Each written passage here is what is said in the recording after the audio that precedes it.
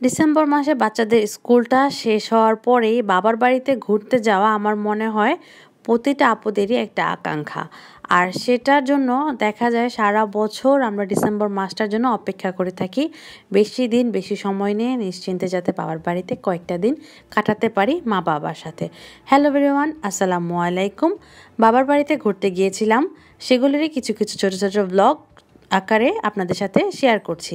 আশা করি ভালো লাগবে। আর যারা রিসেন্টলি বাবার বাড়িতে গিয়েছেন তারাও কমেন্টের মাধ্যমে জানাবেন আপনাদের কেমন কেটেছে এই দিনগুলো। তো কথা না বাড়িয়ে চলুন একটু একটু করে আপনাদের সাথে কি খেলাম কি করলাম সেগুলো শেয়ার করছি। তো প্রথমে আপনাদের সাথে খাওয়া দিয়েই শুরু করছি, কারণ বাবার বাড়িতে হচ্ছে মজার মজার খাওয়া দাওয়া, একদম মা যা যা পছন্দ করে দেখা যায় রেডি করে দেওয়ার চেষ্টা করে। মায়ের মতো আসলে কেউ বোঝে না, মা মাই হয়ে থাকে। তো আমার যেভাবে ঠিক সালাডটা পছন্দ ঠিক সেভাবে করে আম্মু বানিয়ে দিচ্ছে। এখানে হচ্ছে সালাদ আর চিকেন বিরিয়ানি ছিল। সেটা খাওয়ার পরে রাতের বেলা আয়োজন ছিল হচ্ছে বারবিকিউ। শীতের মধ্যে সন্ধ্যার সময় সবাই মিলে বারবিকিউ করার এটার আনন্দটাও কিন্তু অন্যরকম। সেটা গরমের দিনে করা সম্ভব না, কারণ গরমের মধ্যে বসে এতক্ষণ আগুনের সামনে বসে কেউই করতে চায় না। তো বারবিকিউটা দেখা যায় ডিসেম্বরেই করে থাকি। তো আমরা সবাই মিলে ছোটোখাটো করে একটা ফ্যামিলি প্রোগ্রাম করে ফেললাম আর খুবই আনন্দের কিছু সময় কাটিয়ে ফেললাম।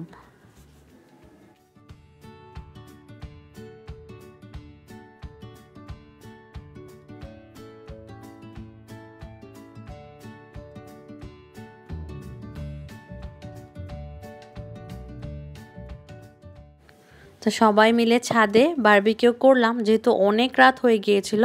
তো আবার আমরা ঘরে চলে আসলাম, ঘরে এসেও আবার বাকি খাওয়াটা কমপ্লিট করলাম। পরের দিন দুপুরের লাঞ্চে ছিল হচ্ছে এই মজাদার ভুনা খিচুড়ি, আমার আম্মুর হাতের বেগুন ভাজা ছিল সাথে, আর ছিল হচ্ছে হাঁসের মাংস। প্রতিটা স্বাদই ছিল অনেক বেশি মজার আর অতুলনীয়। তো ওই দিন এই মজার খাওয়ার পরে কিন্তু আমরা বসে গিয়েছিলাম পিঠা বানাতে। সবাই মিলে দেখা গেছে আনন্দ করে পিঠা বানিয়েছিলাম আমার বোনের শ্বশুর বাড়িতে দিব বলে, নিজেরা খাবো বলে। যার মধ্যে স্পেশালি যে পিঠাটা বানানো হচ্ছিল সেটা হচ্ছে ভিজা পিঠা, যেটা আমার অনেক বেশি পছন্দের।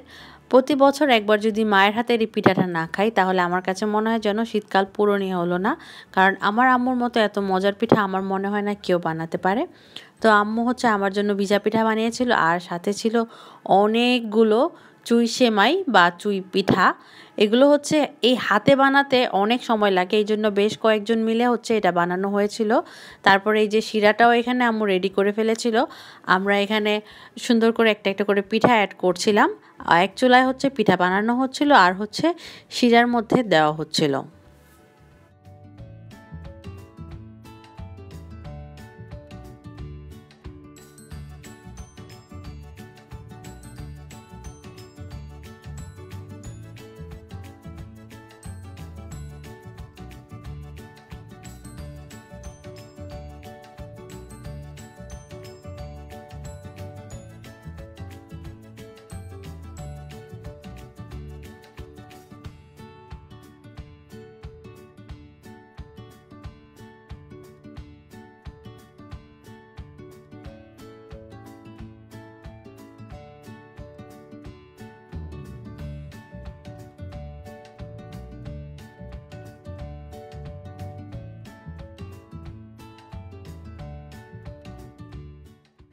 তো এখানে হচ্ছে চুই সেমাইটা আর হচ্ছে ভিজা পিঠাটা দুইটাই কিন্তু রেডি।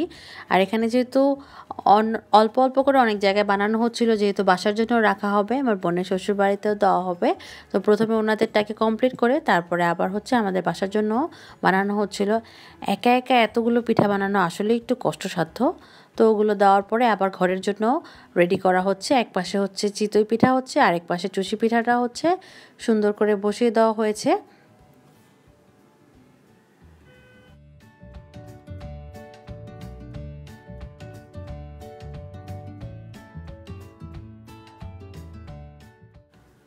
তো এখানে হচ্ছে খুব সুন্দর করে আবার এর মধ্যে দুধটাকে শুকিয়ে উপর থেকে ঢেলে দেওয়া হচ্ছে, যাতে করে টেস্টটা আরও বেড়ে যায়।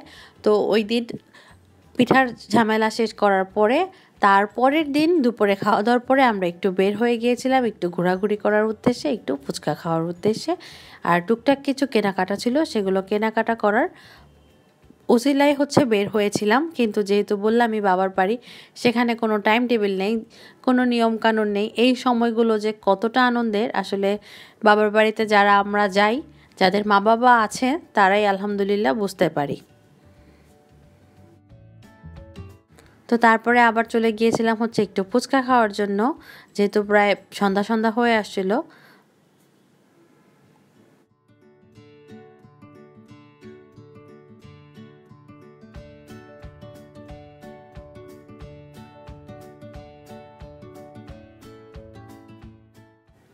ফুচকা খাওয়ার পরে বাসার উদ্দেশ্যে রওনা হয়ে যাচ্ছিলাম। আর রাস্তায় একটু থেমেছিলাম, সেটা হচ্ছে ক্লে কেনার জন্য। 3 দিন ধরে লাগাতার বাসায় হচ্ছে ক্লে কেনা হচ্ছে। আমার ছোট বোন থেকে শুরু করে আমার ছেলে মেয়ে, ইভেন আমার ভাইয়ের ছেলে, সবারই হচ্ছে ক্লের খুবই নেশা হয়ে গেছে।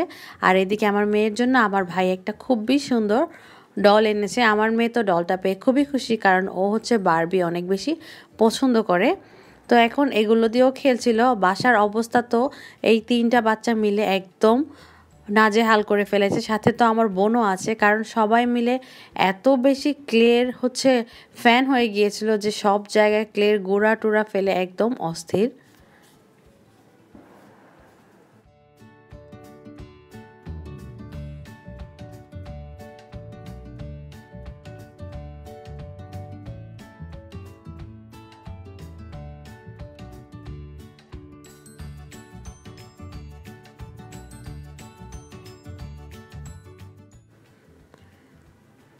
এই যে দেখুন, এই যে অবস্থা।